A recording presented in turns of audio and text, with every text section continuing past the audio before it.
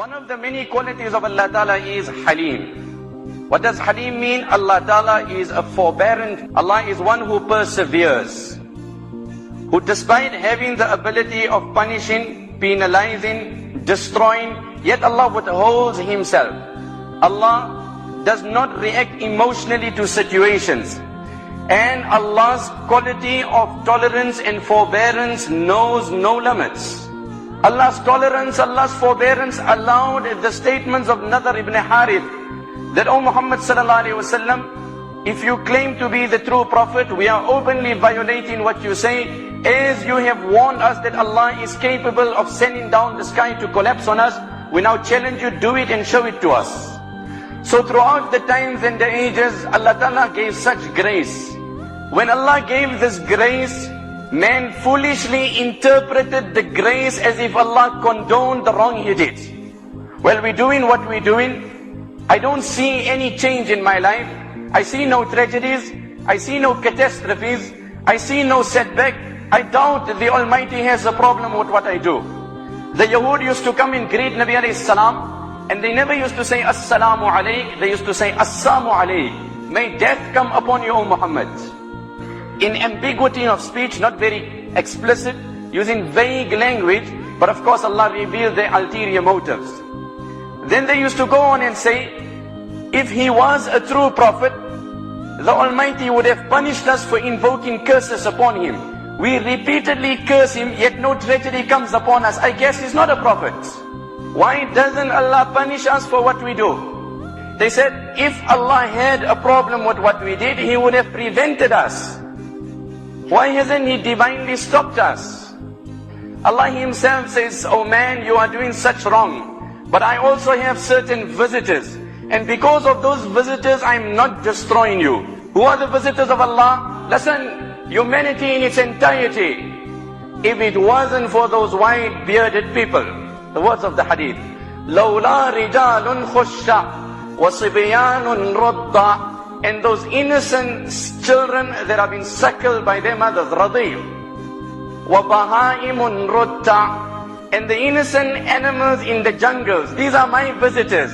If it wasn't for these categories, لَصُبَّ عَلَيْكُمُ الْعَذَابُ صُبَّ, never mind one tsunami, I would have poured my azab on you every moment of yours.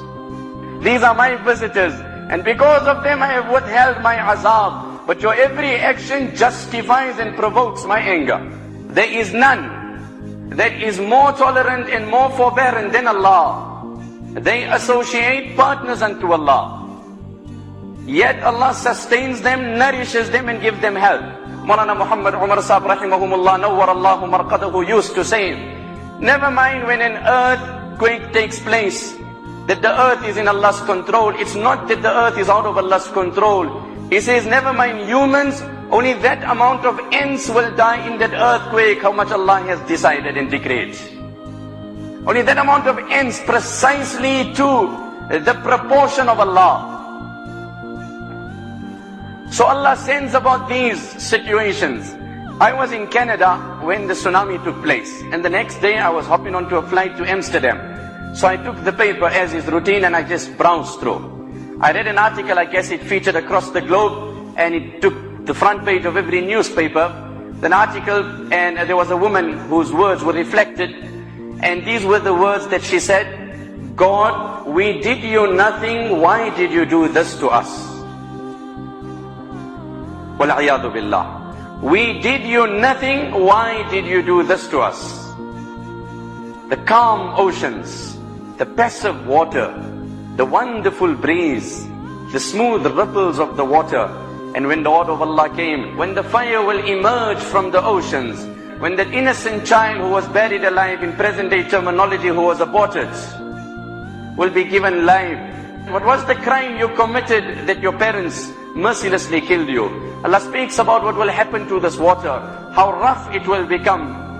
Yet when you're enveloped by a storm in the center of the ocean, and death surrounds you, and crisis around you, then you abandon all your false deities and you turn to one Allah alone. When He grants you deliverance from the rough waters, from the high tides, and He takes you to shore, أعرضتم, you abandon Allah. It's not the first time, you always do this.